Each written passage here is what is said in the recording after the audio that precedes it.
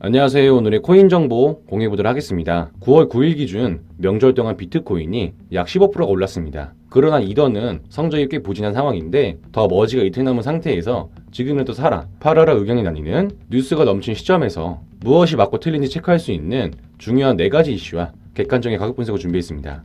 뭐가 맞는지 모르는 시점에서 아무런 뉴스에 끌려다니지 마시고 이더리움 홀더분들이나 매수 준비 중인 분들은 필히 끝까지 시청하셔서 도움되시길 바라겠습니다. 브리핑 시작에 앞서서 저희 채널 영상 하단의 고정 댓글을 보시면 저희 소통방으로 들을 수 있는 링크가 있습니다. 저희 채널은 일체 유료 정보료 없이 저희 코인 투자자들끼리 정보를 교류하고 또 본인의 보유 코인이나 상담 역시도 도와드리고 있으니까 부담 없이 참여하셔서 같이 공유하며 유익한 소통 채널이 되고 싶습니다. 많은 참여 부탁드립니다. 그럼 브리핑 시작해보도록 하겠습니다. 먼저 첫 번째 소식입니다.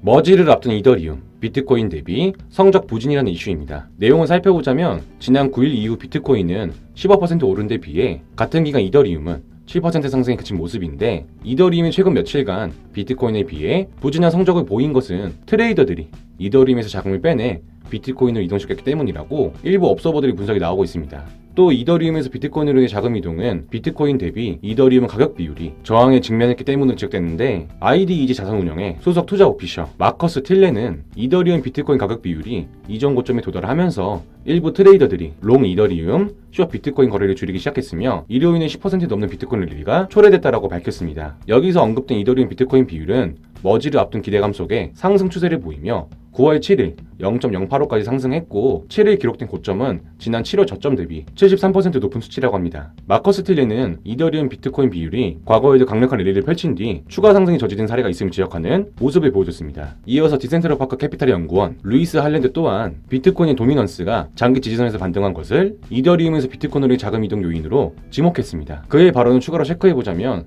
비트코인의 도미넌스가 39%에 도달하고 비트코인 차트가 상대 강도 지수의 강세 분위기를 보여주면서 트레이더들이 이더리움에서 비트코인으로 돈을 옮기기 시작한 것으로 보인다라고 언급했습니다.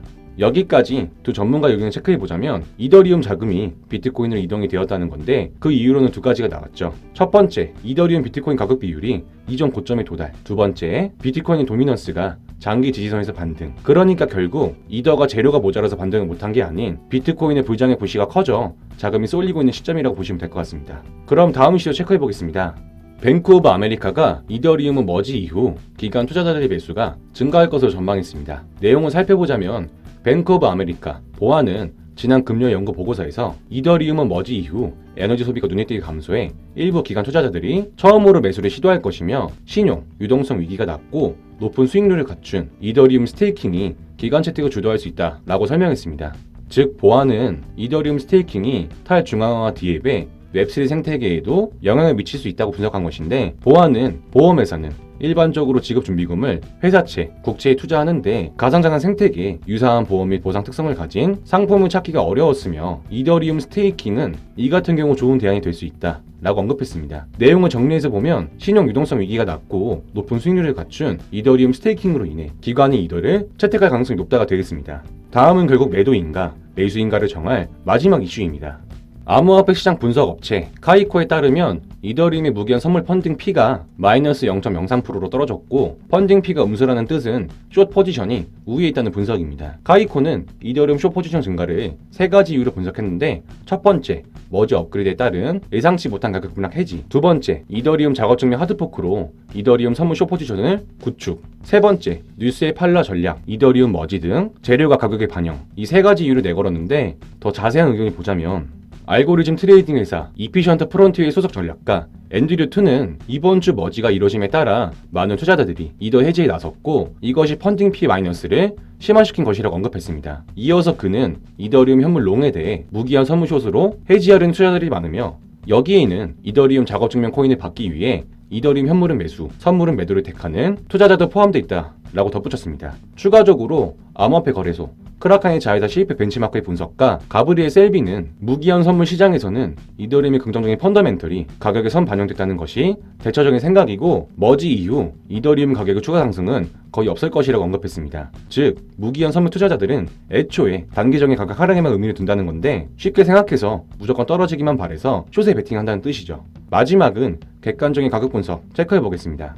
이더는 9월 9일 1700달러에서 오버헤드 저항을 돌파했지만 황소는 1800달러에서 강한 저항에 직면해 있어 쉽게 돌파하지 못하는 모습을 보여주고 있습니다. 이것은 곰 세력이 포기하지 않았으며 계속해서 더 높은 수준에서 판매하고 있음을 나타냈는데, 곰 세력은 가격을 이동평균 아래로 되돌리려고 하는 반면 황소 세력은 이 지지선을 방어를 하고 있는 모습입니다. 20일 EMA가 나타나기 시작했고 RSI가 양의 영역에 있어 투자자들에겐 약간의 이점이 있음을 보여주고 있는데, 현재 이더리움 가격이 이동평균에서 반등하여 1800달러 이상으로 상승하면 이더리움 USDT 쌍은 2000달러의 간접 저항을 향해 랠리할 것으로 보입니다. 이러한 움직임은 이더리움의 쌍이 바닥을 쳤을 수 있음을 시사하고 있습니다. 하지만 만약 반대로 가격이 이동평균 아래로 급락하면 곰 세력이 크게 유리해지므로 황소 세력의 방어는 무의미해져 다시 1600달러 아래로 뚝 떨어질 가능성도 있으니 참고하시면 될 것 같습니다. 이상으로 모든 이슈의 가격 분석은 마무리가 되었습니다. 여기까지 모든 이슈를 체크해보고 가격 분석은 끝이 났습니다. 이번 브리핑으로 이더가 기대감이 안 오르는 것이 아닌 비트코인의 부활 시기가 겹쳐 성적이 부진했고, 이더리움 투자자들은 머지가 나오기 전 비트코인의 우세함을 보고 자금을 이동하면서 이더리움 선물의 숏 포지션 비율이 자연스레 높아져가고 비트코인의 롱 포지션은 꾸준한 상승을 보이고 있는 상황에서 이더리움 머지 이후 기관 투자자들은 신용, 유동성 위기가 낮고 높은 수익률을 갖춘 이더리움 스테이킹의 투자 확률이 매우 높은 상태라고 보시면 될 것 같습니다. 한 줄로 정리해드리면 지금 매수도 늦지 않았다가 될 것 같네요. 이상으로 이더리움 브리핑은 마무리하도록 하겠습니다. 이러한 정보들을 더 많은 투자자들과 의논해보고 내 상황과 의견을 나눠보고 싶으신가요? 그러한 분들을 위해 저희 비트더퓨처는 일체 유료 정보가 필요가 없는, 즉 돈이 들지 않는 투자자들 간 소통방 운영 중입니다. 또 본인의 보유 코인에 대해 상담 역시도 도와드리고 있으니까 부담 없이 참여하셔서 같이 공유하며 유익한 소통 채널이 되고 싶습니다. 영상 하단에 고정 댓글에 링크를 입장 문의하셔서 정보 빠르게 받아보시기 바라겠습니다. 감사합니다.